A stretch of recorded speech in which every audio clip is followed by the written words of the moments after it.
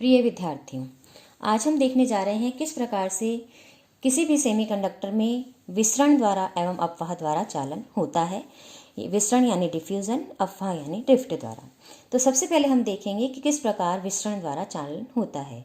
हमने जब electromagnetic first year में पढ़ी थी तो जब हमने ग्रेडियंट का अध्ययन किया था तब हमने ये देखा था कि जो ट्रांसपोर्ट फिनोमिना है, अभिगमन घटनाएं हैं, उसमें एक घटना विसरण की होती है और ये कणों का दूरी के साथ जो सांद्रता में परिवर्तन होता है उसके कारण होती है।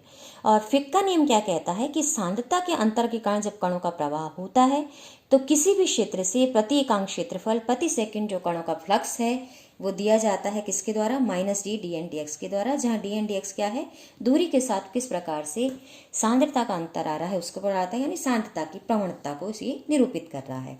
अब यहाँ पर हमने इसको लागू करना है अपने सेमीकंडक्टर पर, तो मैंने यहाँ पर उदाहरण के लिए क्या लिया है, एक पी टाइप का सेमीकंडक्टर लिया है। और पी टाइप के सेमीकंडक्टर में हम जानते हैं कि होलों का जो संख्या घनत्व है वो अधिक होता है, बहुसंख्यक वाहक होल होते हैं और अल्पसंख्यक वाहक इलेक्ट्रॉन होते हैं। तो बहुसंख्यक वाहक चूंकि होल होते हैं तो हमने मान लिया हम होलों की प्रवणता निकालना चाहते हैं। तो होलों की प्रवणता निकालने के लिए हमने क्या किया है कि मान लिया मेरे पास एक रेफरेंस लेयर x है जिस पर होल संख्या घनत्व कितना है, p है, और इससे डेल्टा x दूरी पर पॉजिटिव दिशा में मैंने एक लेयर मानी है। इस लेयर पर जो होलों की सांद्रता होगी वो हो जाएगी p plus delta p delta x। क्यों हो जाएगी होलों की सांद्रता ये, क्योंकि यहाँ से इस x दिशा में जब हम चलते हैं तो सांद्रता की प्रवणता किस प्रकार दी जाती है, dp dx द्वारा दी जाती है। और यहाँ तक पहुँचने के लिए, इस लेयर तक पहुँचने के लिए हमें कितनी दूरी तय करनी पड़ रही है, डेल्टा x दूरी। इसलिए इस लेयर पर जो होल संख्या घनत्व हो गया वो हो गया p plus delta p delta x के बराबर। अब इसी तरह मैं -x दिशा में जब पढ़ती हूँ और x से माइनस डेल्टा x लेयर पर जब मैं आती हूँ तो यहाँ पर चूंकि मैं माइनस दिशा में डेल्टा x दूरी चली हूँ इसलिए होल संख्या घनत्व इस लेयर पे हो जाता है p minus delta p delta x into delta x के बराबर। तो यहाँ पर हम अब देखते हैं कि जब ये माध्य होल संख्या घनत्व मैं निकालूंगी दोनों लेयर्स के बीच, तो माध्य होल संख्या घनत्व क्या हो जाएगा, x से x प्लस dx के बीच अगर मैं माध्य होल संख्या घनत्व निकालना चाह रही हूँ तो माध्य निकालने का मेरा तरीका क्या रहता है कि इन दोनों को जोड़ो, और क्योंकि दो ही संख्याएं इसलिए 2 से भाग दे दो। तो यहाँ इन दोनों संख्याओं को मैंने जोड़ा तो एक पर प्रवणता मेरी x लेयर पर प्रवणता कितनी थी, p थी, और x प्लस डेल्टा x पर मेरी प्रवणता कितनी थी, p plus p del x delta x थी। तो दोनों को मैंने जोड़ा और 2 से भाग दे दिया। तो मेरे पास माध्य होल संख्या घनत्व x और x plus delta x layer के बीच कितना आ गया, p plus half dp dx delta x के बराबर। इसी तरह मैं जाती हूँ -x दिशा में, तो -x दिशा में जब मैं जाती हूँ तो x से x माइनस डेल्टा x पर जो मेरे पास लेयर स्थित है उन दोनों के मध्य x और x minus delta x layer के मध्य जो मुझे होल संख्या घनत्व मिलेगा, माध्य होल संख्या घनत्व, वापस वही दोनों को जोड़ा मैंने और हाफ से भाग दे दिया है। तो मुझे माध्य होल संख्या घनत्व मिल जाता है p minus half del p del x delta x के बराबर। अब यहाँ पर हम ये देखते हैं कि जो -x से होल आएंगे वो पॉजिटिव x दिशा में इस लेयर को क्रॉस करेंगे, रेफरेंस लेयर को, और जो प्लस x दिशा से होल इस लेयर से होल आएंगे वो इस रेफरेंस लेयर को -x दिशा में क्रॉस करेंगे। अब हम ये जानना चाहते हैं कि इतने ऐसे कौन से होलों की संख्या कितनी होगी जो पॉजिटिव x दिशा में जाते हैं और रेफरेंस लेयर को क्रॉस करते हैं। तो पॉजिटिव x दिशा से चलकर प्रति एकांक क्षेत्रफल प्रति सेकंड जो प्रवाहित होने वाले होलों का संख्या घनत्व होगा वो Jp प्लस से हम दे रहे हैं, वो दिया जाएगा half p minus half dp dx delta x vdi के द्वारा, जहाँ vdi क्या है, होलों का विसरण वेग है। अब इसी तरह जो -x दिशा में मैं चलती हूँ तो -x दिशा में कौन से आएंगे होल, जो कि x plus delta x layer से चल के x की तरफ चल रहे होंगे। यानी कि अगर मैं इस फिगर में देखूं तो -x दिशा में वो होल जाएंगे जो कि यहाँ इन दोनों के मध्य स्थित हैं, तो ये इस लेयर से चल के इसको -x दिशा में क्रॉस करेंगे। तो माध्य यहाँ पर होलों संख्या घनत्व हम प्रति सेकंड प्रति एकांक क्षेत्रफल से जो निकालेंगे वो धारा घनत्व, होलों का संख्या का धारा घनत्व मुझे क्या मिलेगा कि half p plus half del p del x delta x vdi के बराबर। अब यहाँ से जो प्लस x दिशा में जो नेट होल संख्या घनत्व जाएगा वो इन दोनों को परस्पर घटाने से मुझे मिलेगा, और अगर मैं दोनों को परस्पर घटाती हूँ यानी Jp प्लस में, क्योंकि मैं प्लस x दिशा में निकालना चाहती हूँ इसलिए जेपी प्लस से ये जेपी माइनस मैंने घटा दिया, तो अब मैं घटाती हूँ तो मुझे साफ दिख रहा है ये हाफ पी वाली टर्म चली जाएगी और ये दोनों मेरे पास नेगेटिव जुड़ के हाफ और हाफ 1 हो जाएगा। तो यहाँ से क्योंकि यहाँ हाफ हाफ 1 है लेकिन यहाँ बाहर हाफ है, तो यानी 1/4 प्लस 1/4 मिलके हाफ आ जाएगा। तो ये मान आ जाता है मेरे पास, यानी प्लस x दिशा में चलकर परिणामी तल को जो होल संख्या घनत्व मुझे मिलता है, यानी प्रति एकांक क्षेत्रफल प्रति सेकंड प्रवाहित होने वाले होलों की संख्या घनत्व कितना मुझे मिलता है, -12 dp dx delta x into VDI। और यहाँ VDI हम पहले बता चुके हैं, होलों का विसरण वेग है। तो फिक के नियम से अगर मैं तुलना करती हूँ तो मुझे मिल जाता है कि यहाँ पर हमारे पास ये dp dx अलग हो जाएगा, क्योंकि हमने जो नियम देखा था उसके अनुसार ये -d dn dx होना चाहिए, तो ये dn dx तो प्रवणता इधर आ गई। तो बाकी बची हुई चीज़ क्या है, होल विसरण गुणांक है। तो होल विसरण गुणांक मुझे मिल जाता है हाफ डेल्टा x VDI के बराबर। तो होल विसरण धारा घनत्व, धारा मुझे निकालनी है, तो धारा के लिए मुझे क्या करना पड़ेगा, आवेश से गुणा करना पड़ेगा। तो आवेश से जब मैं गुणा कर देती हूँ विसरण धारा घनत्व मुझे मिल जाता है, तो वो हो जाता है आपके पास डिफ्यूजन के कारण होल विसरण धारा घनत्व मिल जाता है -e dp dx के बराबर, जिसे मैं कहती हूँ JPDF। क्यों? क्योंकि ये होलों के कारण डिफ्यूजन करंट है। इसी तरह मैं यही काम जो मैंने होलों के लिए किया है मैं इलेक्ट्रॉनों के लिए भी करके इलेक्ट्रॉन का विसरण धारा घनत्व निकाल सकती हूँ। और इलेक्ट्रॉन का विसरण धारा घनत्व मुझे क्या मिलेगा, आवेश इलेक्ट्रॉन पे जो कि -e है इसलिए -e dn dx हो जाएगा। तो होलों का यहाँ से मुझे मिल जाएगा विसरण धारा घनत्व e dn dx। बस इतना सा फर्क है कि यहाँ पर साइन मुझे प्लस मिला है जबकि वहाँ मुझे मिलता है माइनस का साइन। बाकी अंडरस्टूड है कि होलों के लिए बात करेंगे तो होलों का डिफ्यूजन कोफिशिएंट आएगा, और अगर इलेक्ट्रॉनों के लिए बात करेंगे तो इलेक्ट्रॉनों का डिफ्यूजन कोफिशिएंट आएगा। और जो प्रवणता आएगी, अगर होलों के लिए निकाल रहे हैं तो होल प्रवणता लिखेंगे, और अगर इलेक्ट्रॉनों के लिए निकाल रहे हैं तो इलेक्ट्रॉन प्रवणता लिखेंगे। तो ये था किस तरह से हम विसरण द्वारा चालन की बात करते हैं। अब हम बात करेंगे अफवाह द्वारा चालन की, यानी ड्रिफ्ट द्वारा। ड्रिफ्ट का मतलब किसी चीज़ ने उनको खींचा है। तो हम इसको कैसे समझते हैं कि मान लो जैसे ये मेरे पास एक अर्धचालक है और इस अर्धचालक को मैंने बैटरी से कनेक्ट किया है।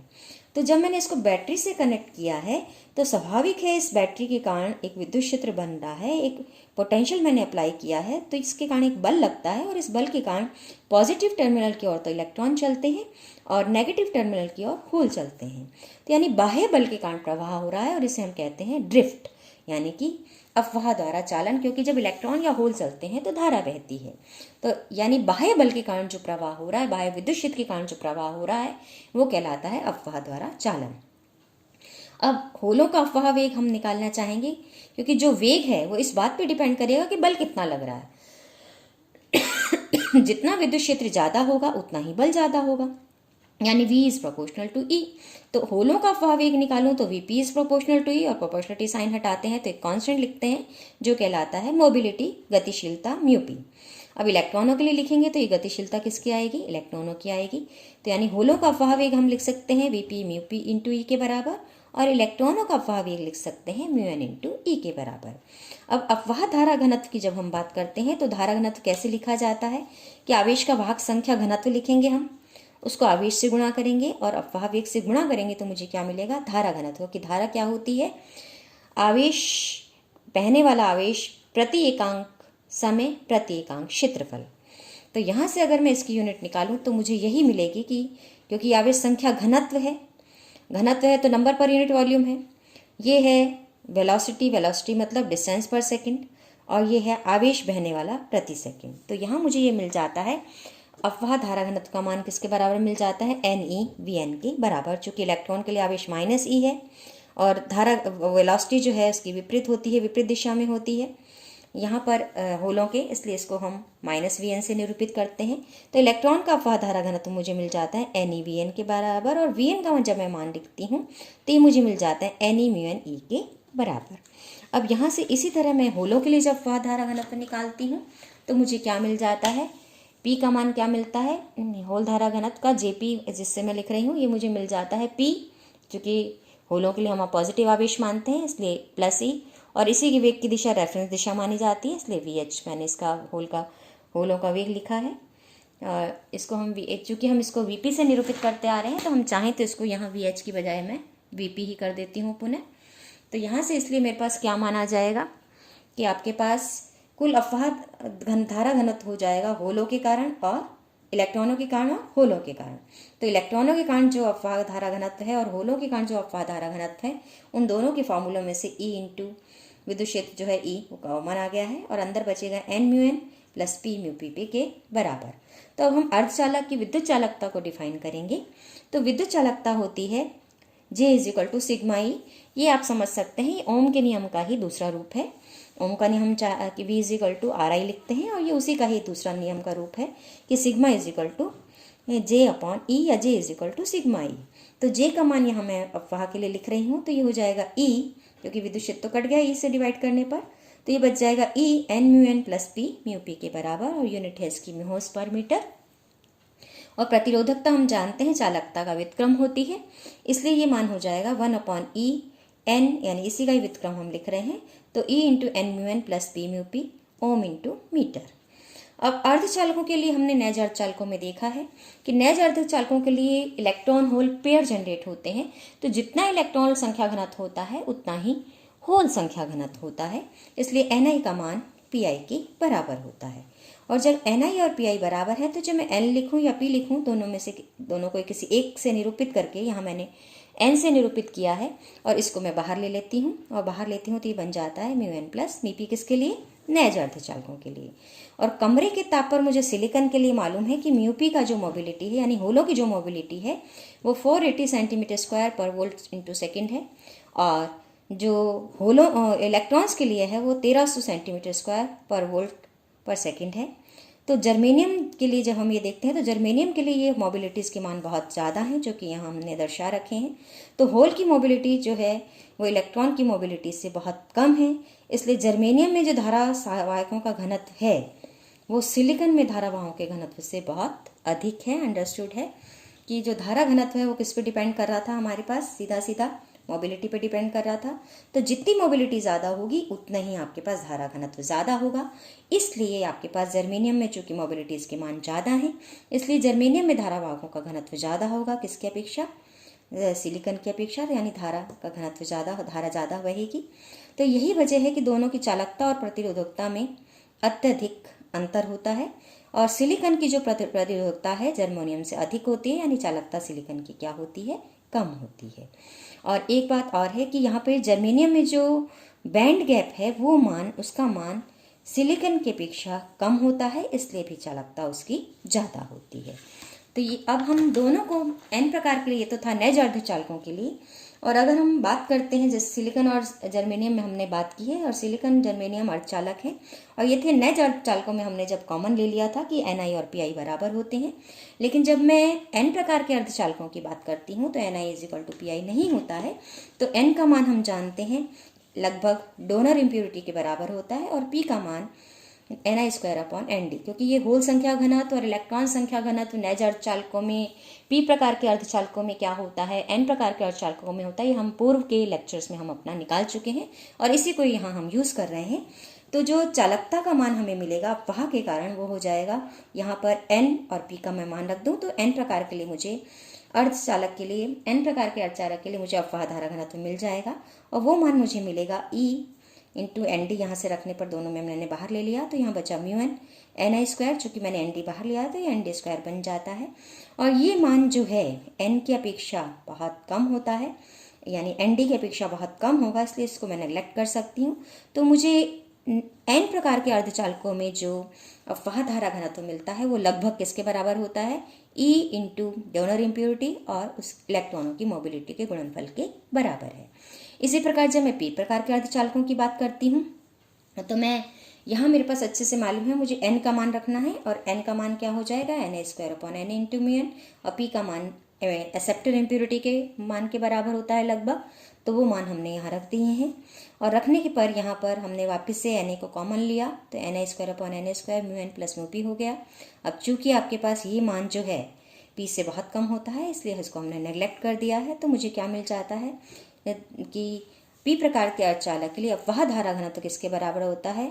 E इंटू यानी चार्ज इंटू एक्सेप्टर इम्प्योरिटीज आपने कितनी मिलाई हैं और होलों की मोबिलिटी कितनी है उसके गुणनफल के बराबर है।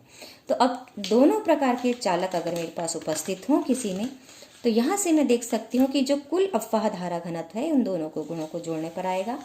तो अब यहाँ पर कुल होल धारा घनत्व मैंने निकाला, तो आपके पास अब ये डिफ्यूज़न के कारण और ये ड्रिफ्ट के कारण। इसी तरह कुल इलेक्ट्रॉन धारा घनत्व निकाला, तो ये वाला पार्ट है डिफ्यूज़न के कारण और ये है ड्रिफ्ट के कारण। यानी दोनों तरह से यहाँ धारा बह सकती है, ड्रिफ्ट के कारण भी और डिफ्यूज़न के कारण भी। अब यहाँ पर हम ये जानते हैं, हमें ये देखने को मिलता है कि जो कम वोल्टता है उस पर विसरण प्रभावी हो जाता है, यानी ये वाली टर्म इफेक्टिव होती है। और अधिक वोल्टता पर क्योंकि बल ज़्यादा लगता है, इसलिए आपके पास ये ड्रिफ्ट वाली जो टर्म है वो अधिक प्रभावी हो जाती है। और लगभग 0.25 वोल्ट पर दोनों ही धाराएं उपस्थित होती हैं। अब आइंस्टीन ने एक नियम दिया था कि डिफ्यूज़न कॉफिशिएंट और मोबिलिटी का जो अनुपात है, चाहे वो होलों के लिए हो चाहे वो इलेक्ट्रॉनों के लिए हो, वो किसके बराबर होता है, KBT अपॉन E। और KBT हम जानते हैं थर्मल एनर्जी का द्योतक है, तो इसलिए हम ये और ये जो मान है ये किसके बराबर आता है, VT। इसको हम कहते हैं VT, यानी प्रति एकांक आवेश द्वारा किया गया कार्य, क्योंकि KT क्या है, थर्मल एनर्जी यानी कार्य को व्यक्त करेगा। किस रूप से, ऊष्मीय कार्य को।